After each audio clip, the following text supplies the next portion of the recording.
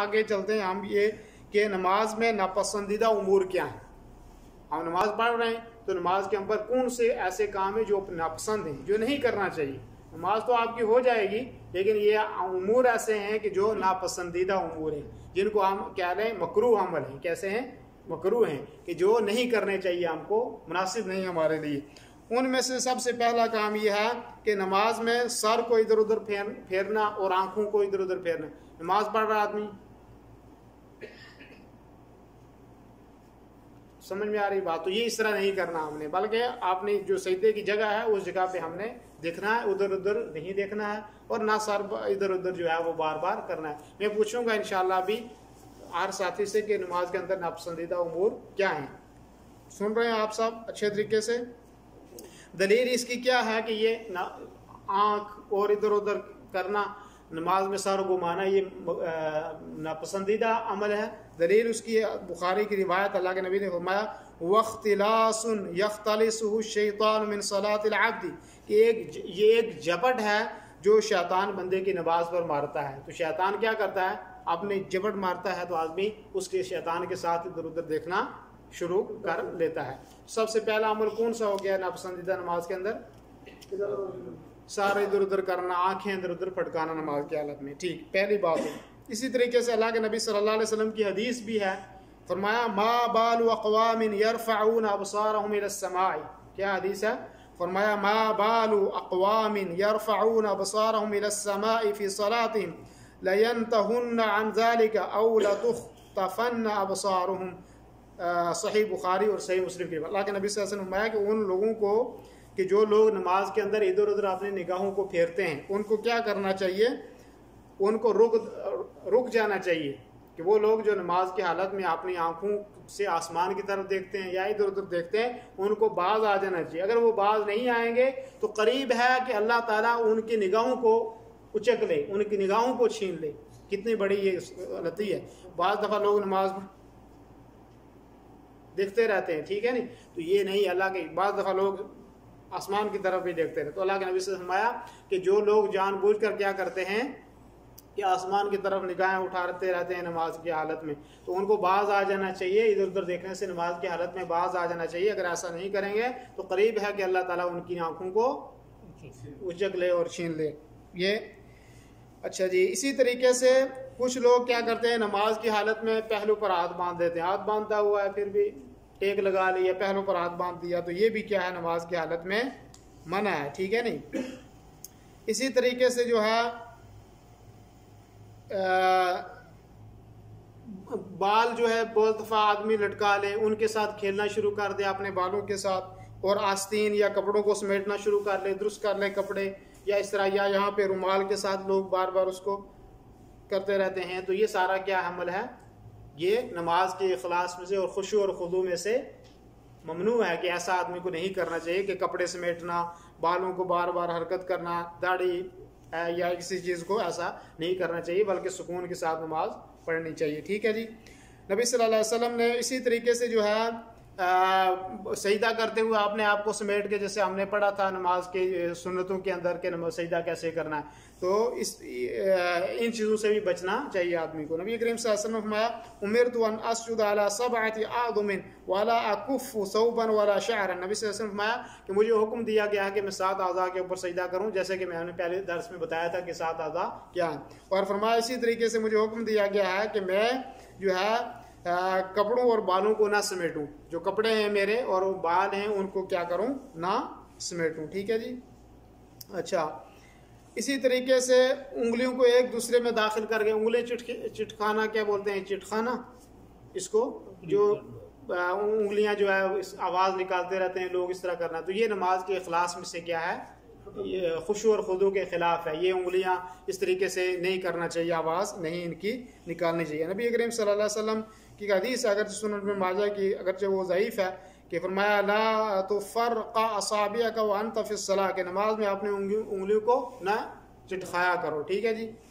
अच्छा, इसी तरीके से सजदे की जगह में एक से ज़्यादा ककरियों पर हाथ फेर रहे हैं। मसलन सजदा आप कर रहे हैं, तो सजदे में आप क्या कर रहे हैं? मिट्टी को साइड कर रहे हैं, ठीक है जी, या कंकरियां हैं वहाँ पे उनको बार बार आप साइड कर रहे हैं, तो अल्लाह के नबी सल्लल्लाहु अलैहि वसल्लम फरमाया इज़ा क़ाम अहदुकुम इला सलाति फला यमसहिल हसा फ़इन्न रहमत युवाजिउहु।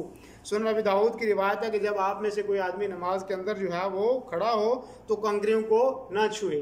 कंकरियां आजकल चिटाइयाँ हैं या इसी तरीके से कोई और चीज़ है तो उसको बार बार हाथ ना लगाए, इसलिए कि आदमी जो है इसलिए कि रहमत इलाही के सामना कर रहा है, क्योंकि अल्लाह की रहमत उसके ऊपर मुतवज्जे हो रही है, ठीक है, अल्लाह के सामने वो खड़ा है, तो इसलिए वो क्या करे, आदमी खुशू और खुदू के साथ नमाज पढ़े, बार बार जो है वो अपने हाथों को हरकत, चिटाइयों से खेलना या मिट्टी से खेलना या और कोई चीज़ है तो ऐसा नमाज की हालत में आदमी ना करे, ठीक है जी। इसी तरीके से फरमाया कि अगर मिसाल के तौर पे अगर कोई चीज़ जो सजदे की जगह में कोई चीज़ ख़राब है जिससे तकलीफ हो गई, तो एक दफ़ा आप उसको इधर उधर कर सकते हैं, एक दफ़ा आपने कर लिया तो काफ़ी, क्योंकि हदीस में है कि फरमाया इज़ा कुन्त फ़ाइलन फमर्रतन वाहिदा, अगर आपने करना है तो एक दफ़ा आप क्या करो, एक दफ़ा आप अगर आपने करना है तो एक दफ़ा आप क्या कर लो, बार बार आपने जो है वो ऐसा नहीं करना है।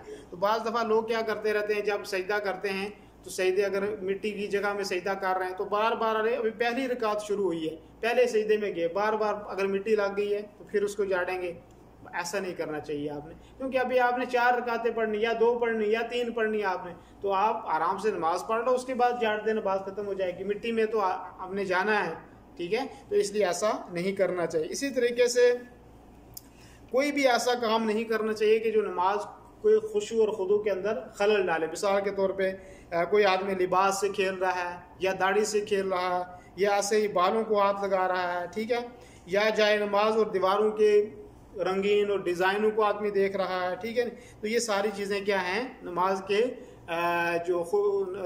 नमाज के जो खुशू और खुदू है उसके खिलाफ है, क्योंकि अल्लाह के नबी सल्लल्लाहु अलैहि वसल्लम की हदीस है सही मुस्लिम की कि उस्कुनु फिस्सलाह, कि नमाज में सुकून इख्तियार करो, क्या करो, नमाज में सुकून इख्तियार करो। बाद लोग कहते हैं ये सऊदी खेलते रहते हैं जी ये रुमाल के साथ, ऐसा नहीं होना चाहिए, कोई भी खेले गलत है, समझ में आ रही है बात। यानी इसी तरीके से रुकू या सजदे में तिलावत करना, कोई ऐसा शुरू कर ले कि मैं रुकू में तिलावत करता हूँ जी, रुकू में क्या करना, हमने क्या पढ़ना, रुकू क्या सुबहान रब्बियल अज़ीम और सजदे में सुबहान रब्बियल आला, लेकिन कोई आदमी कुरान की तिलावत करना शुरू कर दे, सही है नहीं, इसलिए कि अल्लाह के नबी ने फरमाया नुहीतु अन अक़रा अल कुरान राकियन औ साजिदा, कि मुझे मना किया गया है कि मैं रुकू की हालत में और सजदे की हालत में कुरान की तिलावत करूं। वहां पे हमने वही चीज़ करनी है कि जो अल्लाह के नबी सल्लल्लाहु अलैहि वसल्लम ने हमें बताई है।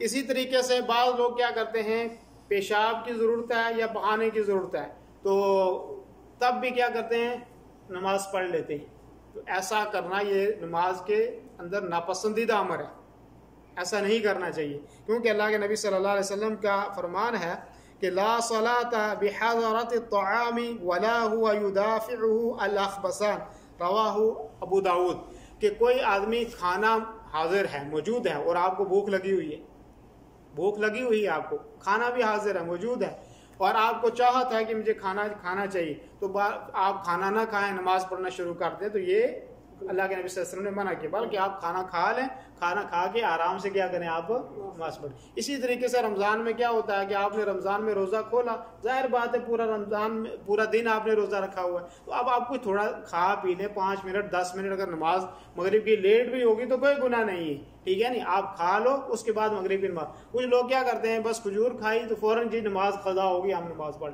ऐसा नहीं, ये इस हदीस के भी खिलाफ है, बल्कि अल्लाह के नबी सल्लल्लाहु अलैहि वसल्लम ने फरमाया कि खाने की चाहत है और जाहिर बात है दिन में रोज़ा रखा हुआ, चाहत तो है ही, तो आप मुतदिल नाश्ता कुछ कर लो, खा पी लो, उसके बाद आप नमाज पढ़ लो। इसी तरीके से जैसे मैं ऊपर अर्ज कर रहा था कि अगर पेशाब की ज़रूरत है, अगर पखाने की ज़रूरत है आदमी को, चाहे नमाज आपकी निकल जाए तो आप आराम से क़ज़ाए हाजत से फ़ारिग हो जाएं, आप पेशाब और पखाने से फ़ारिग हो जाएं, उसके बाद आप नमाज पढ़ें, चाहे आपकी जमात छूट जाए तो। लेकिन अगर जमात में शामिल होने के लिए आपने पेशाब रोक लिया, पखाना रोक लिया, नमाज पढ़ने की, तो ऐसी नमाज नहीं होती, बल्कि बाद उलमा ने फतवा दिया है कि ये नमाज नहीं होती, इसलिए कि नबी सल्लल्लाहु अलैहि वसल्लम ने मना फरमाया। तो इसलिए अगर पेशाब पखाने की ज़रूरत है तो आदमी आराम से फारिग होके फिर उसके बाद नमाज पढ़े। बात समझ में आ रही है। इसी तरीके से अगर हवा, आदमी का पेट में हवा ज़्यादा है, तो आप आदमी रोक रोक के रख रहा है, जी मैं क्या करना है कि मुझे अभी नमाज पढ़नी है, तो अब खारिज करें, उसके बाद वुज़ू करें, वुज़ू करने का सवाब भी है। तो ऐसे ये भी उसी हुक्म में आता है, तो इसलिए जानबूझकर रोक रोक के ना रखें, बल्कि दोबारा वुज़ू करके नमाज पढ़ें, ठीक है नहीं। तो पेशाब पखाना रोक कर नमाज नहीं होती, ठीक। इसी तरीके से तशहुद में एड़ियों पर बैठना, कुछ लोग तशहुद के अंदर, तशहुद किसको कहते हैं, अत्तहियात को, जैसे हमने पढ़ा है, तो उसमें कुछ लोग क्या करते हैं, हालांकि हमें कैसे बैठना चाहिए, हमें जो अपना बायां पाँव है उसको बिछाना चाहिए और दायां पाँव उसको खड़ा रखना चाहिए, ऐसे हमें बैठना चाहिए, चाहे दरमियान वाला तहियात हो, अगर दरमियान वाला तहियात, अगर आखिरी है तो उसमें तवर्रुक करना है। तवर्रुक का मैंने आपको बताया था कि हमने अपना दायां पाँव खड़ा रखना है और बायां पाँव को दायां पाँव के नीचे से हमने आखिरी इधर निकाल देना है, और ये उन नमाजों में है कि जो 3 रकात वाली नमाज है या 4 रकात वाली नमाज है, उनमें ये तवर्रुक करना है। बाकी जो 2 रकात वाली नमाज है उसमें हमने अपने दायां पाँव को खड़ा रखना है ऐसे, और बायां पाँव के ऊपर हमने बैठना है।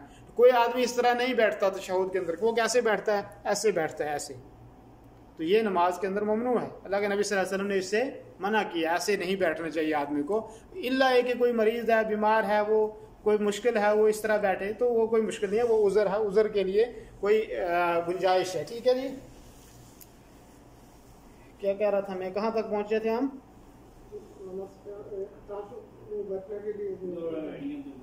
जी जी तशहुद में, क्योंकि नबी सल्लल्लाहु अलैहि वसल्लम फरमाया कान रसूलुल्लाह सल्लल्लाहु अलैहि वसल्लम यनहा अन उक़बत शैतानी व यनहा अन यफ्तरिश अर्रजुलु इफ्तिराश सबई।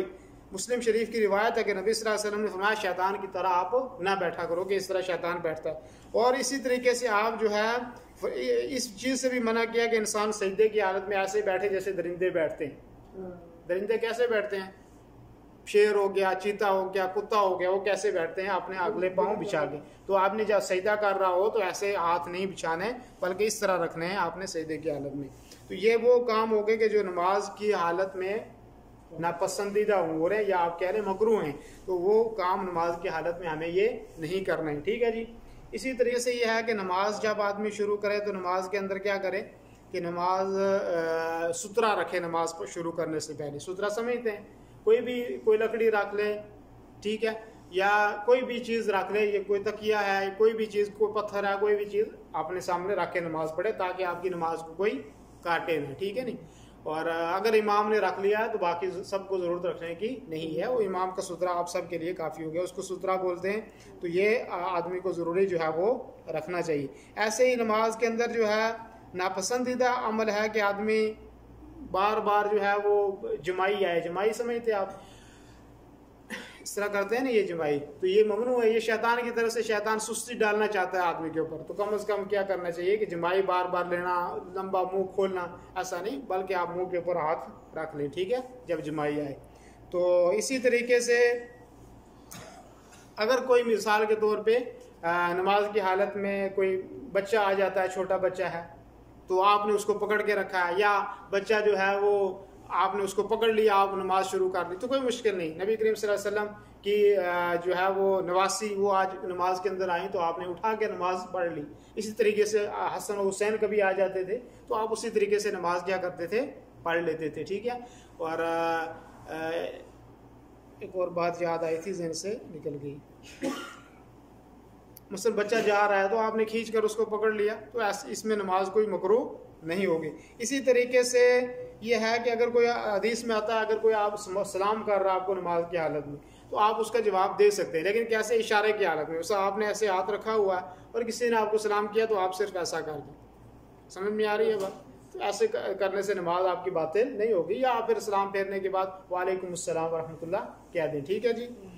और इसी तरीके से यह है कि अगर नमाज की हालत में ज़ुकाम लगा हुआ है, किसी आदमी को सख्त ज़ुकाम लगा हुआ है, तो वो बार बार पीछे नाक खींच रहा है, तो उससे बेहतर है कि वो फ़ाइन निकाल ले, या कोई रुमाल या कोई कपड़ा रखा है तो उससे नाक साफ़ कर ले। इसमें कोई नमाज के अंदर खलल नहीं आएगा, समझ में आ रही है बात। तो इसमें क्या करे आदमी कि नाक अपना साफ़ कर सकता है नमाज की हालत में, इसमें कोई नमाज में खलल नहीं है। ऐसे ही अगर नमाज की हालत में कॉल आ गई है, मोबाइल है आपने रखा हुआ, तो मोबाइल को आप क्या करें, अपना हाथ जो है जेब के अंदर डाल के मोबाइल की टोन बंद कर लें, समझ में आ रही बात। ऐसा नहीं निकाल के आप पूरा देख रहे हैं किसकी कॉल है जी पूरा, उसके बाद फिर कुछ लोग बंद करते हैं, ये दुरुस्त नहीं है। वालेकुम सलाम। बल्कि आप मामूली एतबार से क्या करें, आप जेब में मोबाइल है तो आप वहाँ पे बंद कर दें। और बाज़ दफ़ा लोग इसको ऐप समझते, बंद नहीं करते और पूरे गाने लगे हुए पूरी नमाज में, दूसरों की नमाज भी बर्बाद होती है। तो इसलिए नमाज में आपकी कोई खलल नहीं आएगा। आप ये मामूली हरकत है, आप क्या करें, जेब में हाथ डाल के फ़ोन को बंद कर दें। अगर फिर भी कोई बार बार कॉल कर रहा है तो आप उस मोबाइल को बंद कर दें। और ये भी सोचना चाहिए कि आदमी नमाज के औकात मालूम होते हैं कि किस टाइम नमाज होती है, तो आदमी उस टाइम कम से कम क्या करे, कॉल ना करे किसी को। इसी तरीके से ये है कि अगर नमाज की हालत में मिसाल के तौर पे कोई आदमी अगली सफ में से निकल गया है, उसका वजू टूट गया है, तो वो निकल गया है नमाज में से, तो अब आप क्या करें, आप आगे सफ में चले जाएं। आपकी नमाज में कोई फ़र्क नहीं, इसलिए कि नबी सल्लल्लाहु अलैहि वसल्लम ने फरमाया कि सफ़ों की दुरुस्तगी नमाज की दुरुस्तगी है, और अगर सफ़ खाली है तो नमाज दुरुस्त नहीं होगी। तो आप क्या करें, आगे चले जाएं। इसी तरीके से अगर कोई आदमी बीच में से निकल गया, आप इधर भी हो सकते हैं या इधर भी हो सकते हैं या आगे भी चले जा सकते हैं, इसमें नमाज में कोई खलल नहीं आएगा।